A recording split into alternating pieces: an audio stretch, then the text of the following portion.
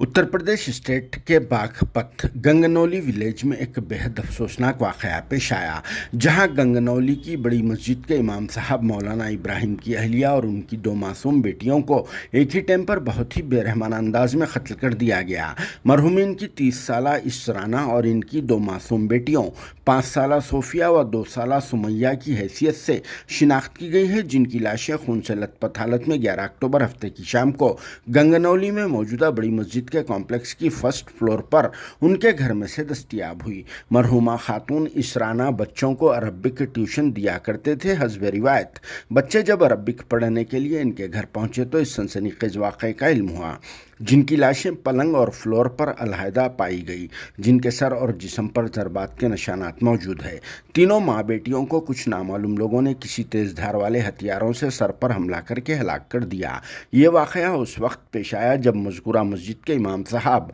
मौलाना इब्राहिम अफ़गानिस्तान के foreign minister मौलाना आमिर खान मुत्तकी से मुलाकात के लिए देवबंद गए हुए थे। मौलाना इब्राहिम का ताल्लुक़ मुजफ्फरनगर डिस्ट्रिक्ट के सुन्ना विलेज से होता है, मगर वो गुज़िश्ता 4 साल से यहाँ गंगनौली की बड़ी मस्जिद में इमामत के तौर पर खिदमत अंजाम दे रहे हैं और इनकी फैमिली साथ में क़याम पजीर थी। मगर फौरी तौर पर तो इस अफसोसनाक वाक़े की वजह मालूम न हो सकी, जिसकी इत्तला के बाद पुलिस के आला अहदेदारों ने स्पॉट पहुंचकर यहाँ का मुआयना किया, जहाँ पर अचानक सैकड़ों की तादाद में लोगों ने इकट्ठा होकर एहतजाज को बुलंद कर दिया और फिर पुलिस ऑफिसर्स की गाड़ियों का घेराव किया और फौरी तौर पर खातियों की गिरफ्तारी का डिमांड करने लगे, जिसकी वजह से कुछ देर के लिए माहौल में कशीदगी पैदा हो गई थी। लेकिन बाद में पुलिस के अहदेदारों ने हमलावरों के खिलाफ सख्त एक्शन लेने का एश्योरेंस दिया तो फिर यह प्रोटेस्ट ख़त्म हो गया और वहाँ पर लगे हुए CCTV कैमरास की चेकिंग का आगाज़ कर दिया गया।